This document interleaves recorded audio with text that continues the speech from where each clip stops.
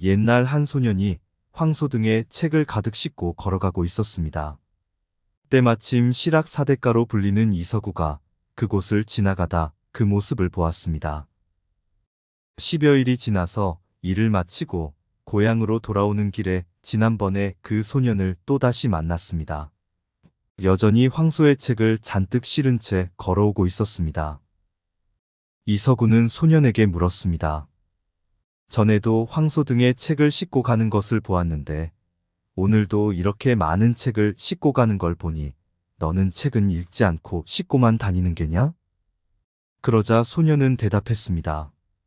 소인은 집에 있는 책을 다 읽어서 외갓집에서 책을 빌려다 보고 있습니다. 못 믿으시겠다면 제가 읽은 책을 보시고 물어보시면 되지 않습니까? 황소 등에 실려있는 책을 본 이서구는 깜짝 놀랐습니다. 유교 경전뿐 아니라 통감 강목, 제자, 백가서 등 대부분 어려운 책이었기 때문입니다.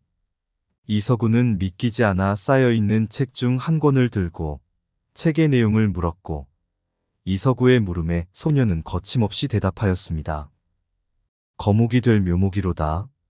이서구는 소년의 머리를 쓰다듬으며 혼잣말로 중얼거렸습니다. 바로 이 소년이 조선시대 최고의 학자 다산 정약용입니다. 정약용은 어렸을 때부터 독서 삼매경에 빠져 항상 식구들이 그를 찾기 위해 애를 먹을 정도로 학문에 대한 열정을 보였다고 합니다. 어렸을 적 지방관이었던 아버지를 따라 전국을 돌아다녔던 정약용은 백성들의 생황을 잘 알게 되었고 후에 북학파의 주장을 보완하여 조선 후기 실학을 집대성한 인물로 학사에 중요한 획을 그었으며 500여 권의 책을 저술하였습니다. 그중 목민심서라는 책은 지방관리의 윤리적 각성과 농민경제의 정상화 문제를 다룬 것으로 정약용의 관리로서의 청렴과 자세를 강조하는 생각을 읽을 수 있는 책입니다. 평생을 청렴하지만 가난하게 살았던 그는 죽을 때 편지를 통해 두 아들에게 근검이라는 투자만을 유산으로 남겨주었습니다. 계속 호의를 베풀면 만만하게 보는 사람들이 있다. 오늘은 다산 정약용 선생의 나와 타인과의 관계에 대한 중요한 가르침을 담고 있습니다. 모두가 살아가며 경험하는 인간관계의 어려움, 그리고 그 속에서의 자신의 위치를 찾아가는 방법에 대한 조언을 들어볼 수 있습니다. 자신을 지킴과 동시에 타인과 건강한 관계를 유지하는 데 필요한 태도와 마음가짐을 함께 고민하게 될 것입니다. 그럼 지금부터 이야기를 시작해 보겠습니다. 사람들이 나를 무시하고 이용하며 나를 속이려고들 농간을 부리는 것은 내가 그들에게 만만하게 보였기 때문이다.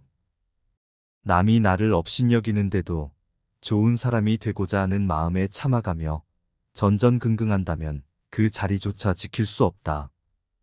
내 마음속에서 전전긍긍을 걷어내려면 남에게 좋은 사람처럼 보이고 싶다는 그 어리석은 생각을 버려라. 설령 인간관계가 끝나더라도 벌떡 일어나 툴툴 털고 나면 그뿐이라는 생각을 지녀라. 내게 범접할 수 없는 느면한 기상이 있어 지위에 연연하지 않음을 보이면 남이 나를 감히 도발하지 못한다. 절대로 무례하게 굴 수 없다.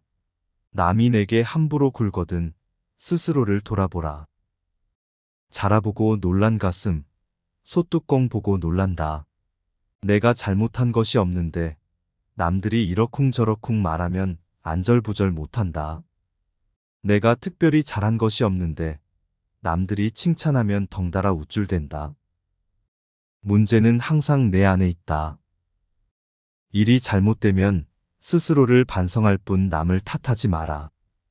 내 스스로 떳떳하면 누가 뭐라 해도 굽히지 않고 밀고 나가라. 날마다 진보하여 큰 그릇이 되려거든 호연한 기상을 길러라. 실없이 칭찬하면 말의 무게를 잃는다. 근거 없이 비방하면 비난이 내게로 돌아온다. 지위가 높은 사람의 한마디는 아랫사람의 인생을 들었다 놓았다 한다. 좋은 말도 가려서 하고 충고도 살펴서 하라. 무심코 던진 한마디가 비수가 되어 박힌다. 뜻없이 한 행동이 걷잡을 수 없이 커진다. 말과 행동이 사려 깊지 못해 원망을 사고 재앙을 부른다.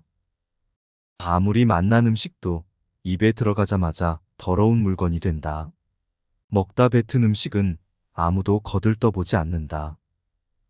음식이란 어차피 목구멍을 넘기기도 전에 더러워지고 뒷간에 가면 똑같다. 생각을 맑게 해야만 한다.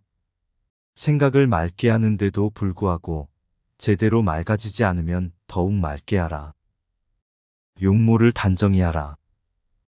용모를 단정히 하는데도 불구하고 제대로 단정해지지 않으면 더욱 단정히 하라. 필요한 말만 하라. 말을 반드시 필요한 것만 말하되 말을 뱉은 다음 그것이 꼭 필요치 않은 것이었다 싶어지면 더욱 잔말을 줄여라. 무겁게 움직여라.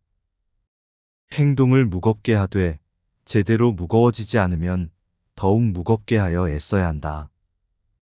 좋은 사람인 척 하는 것이 아니라 진정 좋은 사람이 되는 방법은 어렵지 않다. 겸손은 사람을 머물게 하고 진솔한 대화는 사람을 가깝게 하고 넓음은 사람을 따르게 하고 기쁨은 사람을 감동케 하는 법이다. 또한 말을 많이 하지 말며 격하게 화내지 마라. 자고로 옛부터 말 많은 것이 미덕으로 환영받는 경우는 없었다. 호랑이 입보다 사람의 입이 더 무섭다라는 말은 말 한마디로 많은 사람들이 다칠 수 있음을 경계한 말이다. 잘못 내뱉은 말들은 다시 주워 담을 수도 없으니 후에 반드시 내게 어떤 형태로도 돌아오는 것이다. 자기 안에 화를 다스릴 수 있어야 한다. 사람은 누구나 감정의 폭발을 억누르기 어려울 때가 있다. 그러나 한 가지 확실한 것은 흥분해서 자제력을 잃으면 그 분노는 자신의 몸을 망치는 도끼가 될 것임을 명심해야 한다. 흥분해서 자제력을 잃는다면 결코 그릇이 큰 사람이 되지 못하리라. 만만하게 보이지 않는 법은 위엄과 신용뿐이다. 사람에게 무시당하지 않는 가장 큰 무기는 바로 위엄과 신용이라는 두 가지다. 치우치지 않고 막힌 것이 없을 때 비로소 위엄을 확보할 수 있다. 또한 신용이 있어야 한다. 신용은 신뢰다. 지시와 명령만으로 사람을 다스리는 것에는 분명히 한계가 있다. 자신이 남으로부터 신용을 얻어야 하며 그 자신 또한 다른 사람을 신뢰할 수 있어야 한다. 이 세 가지를 명심하라. 세상에 비스듬히 드러눕고 옆으로 삐딱하게 서고 아무렇게나 짓거리고 누나를 이리저리 굴리면서도 경건한 마음을 가질 수 있는 사람은 없다. 때문에 몸을 움직이는 것, 말을 하는 것, 얼굴빛을 바르게 하는 것, 이 세 가지가 살아가는 데 있어서 가장 우선적으로 마음을 기울여야 할 것이다. 이 세 가지는 난폭하고 거만한 것을 멀리하고 어긋난 것을 멀리하고 미더움을 가까이 한다는 의미다. 이 세 가지도 못하면서 다른 일에 힘쓴다면 비록 하늘의 이치에 통달하는 재주가 있고 다른 사람보다 뛰어난 식견을 가졌다 하더라도 결국은 발꿈치를 땅에 붙이고 바로 설 수 없게 되는 법이다. 평소 사용하는 말에도 주의를 기울여라. 배움은 깨달음이다. 깨달음은 그릇된 것을 아는 것이다. 평소 사용하는 말부터 그릇된 것을 하나하나 바로잡아 나간다면 그릇이 큰 사람이 될 수 있을 것이다. 실제적인 배움을 중시하라. 배움이란 단순히 글만 배우는 것에 국한되지 않고 실용적인 것을 익히는 것, 즉 시대 상황에서 필요한 것들을 배우는 것이다. 변화된 시대상에 적응하고 변화를 이끌어가는 것이 바로 올바른 배움이 아니겠는가. 누구나 변화가 중요하다고 생각하지만 인간적 본능은 변화에 저항하는 경향이 강하다. 익숙한 것에 편안함을 느끼기 때문이다. 이러한 변화에 대한 거부감은 지속적인 배움의 자세를 가져야만 그제야 비로소 줄어들 수 있다. 배움은 성장의 밑거름이다. 배움을 통해 끊임없이 새로운 생각과 방법, 도전의 불꽃을 일으킬 수 있으며 환경의 변화에 적응하는 법을 배울 수 있다. 살아가며 부끄러움을 결코 남기지 마라. 이 편지가 번화가에 떨어져 나의 원수가 보더라도 내가 죄를 얻지 않을 것인가를 반드시 생각하면서 써야 하고, 또 이 편지가 수백 년 동안 전해져서 안목 있는 많은 사람들의 눈에 띄더라도 조롱받지 않을 만한 편지인가를 생각해야 한다. 윗사람의 총애를 과감하게 거부하고 윗사람의 존경을 받아라. 윗사람의 존경을 받고 싶다면 아첨하는 것이 아니라 당당하고 떳떳하게 할 말을 해야 한다. 윗사람 앞이라고 주눅들지 말고 아닌 것을 아니라고 얘기해야 한다. 아랫사람의 작은 잘못은 너그러이 용서하라. 아랫사람의 작은 잘못을 보고도 마치 말 못하는 사람인 것처럼 침묵을 지키고 화를 내지 말라. 말의 무게는 네가 생각하는 것보다 막중한 법이다. 침묵을 지키고 화를 낸다면 그들은 너를 대접하고 마음으로 존경하게 될 것이니 가볍게 움직이지 않아야 하는 법이다. 휘둘리지 마라. 진정한 어른이란 무엇인가를 생각하라. 진정한 어른은 살아온 경험과 겪어온 세월에 휘둘리지 않는 사람을 말한다. 하지만 인간의 마음은 늘 휘청거리는 법으로 그 중심을 단단히 붙잡아야 한다. 혼자 있더라도 품위를 지켜라. 주변에 다른 사람이 없더라도 몸가짐을 바르게 하고 혼잣말을 하더라도 못된 말을 하지 않도록 해야 한다. 혼자 있을 때에도 삼가고 단정함을 유지하는 것이 바른 삶의 자세이다. 재물에 욕심을 갖지 마라. 사람들은 재물을 크게 욕심내지만 재물보다 더욱 큰 것을 욕심내는 경우에는 재물을 버리고 취하지 않기도 한다. 작은 것을 취하려고 큰 것을 포기하지 말고 큰 뜻을 위해 작은 재물 정도는 내려놓아라. 이것은 소탐대실의 대비 대탐소실이라 할 수 있다. 탐욕을 경계하라. 탐욕은 항상 경계해야만 한다. 뇌물을 받으면 청렴을 잃는 것이고 이는 스스로에게 죄를 짓는 일이다. 누군가 나에게 과다한 선물을 준다면 절대 받지 말아야 한다. 청렴한 자일지라도 자신의 청렴함을 과시해서도 안 된다. 청렴함은 과시의 수단이 아닌 그저 본분을 따름이다. 자신의 청렴함으로 남을 협박하거나 청명하지 못한 자를 업신여겨서도 안 된다. 누군가에게 인정받기 위해서가 아니라 스스로에게 떳떳하기 위해 청렴해야 하는 것임을 결코 잊어서는 안 된다. 청렴은 목민관 본연의 자세이며 모든 선한 일의 근원이며 모든 덕의 근본이다. 사람은 누구나 정도의 차이는 있을지언정 탐욕을 가지고 있다. 중요한 것은 탐욕적인 본성을 자꾸 씻어내고자 억제하는 노력이다. 이를 위해서는 사회 전체가 부정부패를 몰아내고자 하는 강한 의지가 있어야 한다. 청렴하게 살아가야만 한다. 살아가며 청렴하지 못하면 끝내 모두가 비참한 종말을 맞게 된다. 얄팍해지는 것을 경계하라. 옳지 못한 일은 결코 해서는 아니 된다. 천하에는 두 가지 큰 기준이 있는데 하나는 옳고 그름의 기준이요. 다른 하나는 이롭고 해로움의 기준이다. 옳은 것을 지켜서 이익을 얻는 것이 가장 높은 등급이요. 그 다음은 옳은 것을 지켜서 해를 받는 것이며 그 다음으로는 나쁜 것을 쫓아 이익을 얻는 것이며 가장 나쁜 등급은 나쁜 것을 쫓아서 해를 보는 것이다. 무거움을 유지하며 경박함을 끊어라. 한두 끼 굶고 비쩍 마르거나 한 끼 배불리 먹고 금세 표가 나는 것은 천한 짐승들의 일이다. 상황의 작은 변화에 일희일비하는 것은 군자의 몸가짐이 아니다. 이랬다 저랬다 감정의 기복이 잦은 것은 내면의 수양이 그만큼 부족한 탓이다. 한치 앞을 내다보지 못한 채 들뜨고 가라앉지 마라. 세상을 다 얻은 양 날뛰지도 말고 세상이 다 끝난 듯 한숨 쉬지도 마라.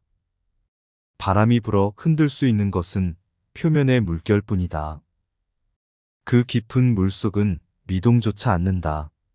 웅숭 깊은 속내를 지녀 경박함을 끊어라. 절약하되 널리 베풀어라. 남에게 베푸는 것만큼 보람 있는 일도 없다. 절약하기만 할 뿐 널리 베풀지 않으면 가까운 사람도 멀어지게 된다. 베풀기 위해서는 먼저 절약해야 한다. 비단 옷으로 치장하고 값비싼 말에 호사스러운 안장을 얹고 윗사람에게 아첨하고 권세자에게 뇌물을 바치는 비용이 하루에도 수만 양이 넘으니 친척이나 어려운 사람을 위해 베풀 여유가 어디에 있겠는가. 그러므로 절약해서 쓰는 것이야말로 즐겁게 베푸는 것의 근본이다. 베풀고 싶어도 가진 것이 아예 없어서 베풀지 못하는 사람도 있다. 그런 사람에 비하면 가진 것이 많다는 것은 복된 일이다. 남에게 베푸는 사람들의 공통점은 재산을 소중하게 알고 낭비하지 않지만 거기에 얽매이지는 않는다는 점이다. 그들은 돈을 위해 일하지 않고 돈이 자신의 삶을 위해 일하게 하는 사람이다. 이것을 명심해야 한다. 굳은 일도 기쁜 마음으로 행하라. 기쁜 마음은 자발적으로 나서는 마음이다. 자발성은 중요한 덕목이다. 자원하는 마음으로 행할 때 일을 기쁘게 할 수 있고 그래야 일의 능률도 크게 나타난다. 일이 재미있느냐 없느냐는 일 자체의 성격보다는 이에 임하는 태도에 달려있는 경우가 많다. 힘들고 어려운 일도 기쁜 마음으로 자원해서 솔선수범하여 행하게 되지만 억지로 하게 되면 소극적으로 시간이나 때우는 식이 될 때가 많기 때문에 일의 효과가 크게 나타나지 않는다. 내가 세상살이를 제법 오래 경험하였고 또 어렵고 험난한 일을 고루 겪어보아서 사람들의 심리를 두루 알게 되었는데 물은 나보다 약한 사람에게 야박한 사람은 가까이 해서도 안 되고 믿을 수도 없다. 비록 충성스럽고 인정 있고 부지런하고 민첩하며 온 정성을 다하여 나를 섬겨주더라도 절대로 가까이에서는 안 된다. 이들은 끝내는 은혜를 배반하고 의를 잊어먹고 아침에는 따뜻이 대해주다가도 저녁에는 차갑게 변하려는 습성이 있다. 대개 세상에서 깊은 은혜와 두터운 의리가 있는 법이거늘 나보다 약한 사람들을 핍박하고 멸시하는 사람이 벗들에게 속으로 어떤 마음을 품고 있을 것이라는 것은 쉽게 알 수 있는 이치다. 너희는 이 점을 반드시 기억해 두도록 해라. 무릇 사람을 공평하게 대하지 않는 자는 아무리 도움이 될지언정 거리를 두고 처자식하고 사이가 좋지 못한 사람도 너무 가까이 해서는 안 된다. 사람을 알아보려면 먼저 가정생활을 어떻게 하는가를 살펴보면 된다. 만일 옳지 못한 점을 발견할 때는 돌이켜 자기 자신에게 비춰보고 나도 이러한 잘못이 있지 않나 조심하면서 그렇게 되지 않도록 단단히 노력해야 한다. 나에게 이르러서는 벗을 고르는 일이 바르지 못하여 화살 끝을 갈고 칼날을 벼리며 서로 시기하는 사람들이 모두 내가 옛날 친히 사귀던 사람들이었기에 나는 이 점을 깊이 반성하고 있다. 대부분의 사람들을 지켜보니 늘 와닿는 것이 있다. 내가 하는 대로 남들은 나를 대접하기 마련이다. 내가 하기 싫은 것을 남에게 시키지 말고 내가 대접받고 싶은 대로 상대를 대우하며 내가 주고 싶은 물건이 있으면 나도 상대가 원하는 물건을 줘야 한다는 말이다. 우리의 행동과 태도는 마치 거울처럼 우리에게 되돌아옵니다. 우리가 타인을 대하는 방식은 결국 우리 자신을 어떻게 보고 어떤 삶을 살고자 하는지를 반영하는 것입니다. 인생에서의 가장 중요한 교훈 중 하나는 바로 이 상호성의 원칙입니다. 그렇기에 진심과 성실로, 그리고 사랑과 존경으로 타인을 대하며 살아가야 합니다. 이런 마음가짐이 바로 우리의 삶을 더욱 풍요롭고 의미 있게 만들어줄 것입니다. 우리 모두 그런 삶을 살 수 있기를 바랍니다.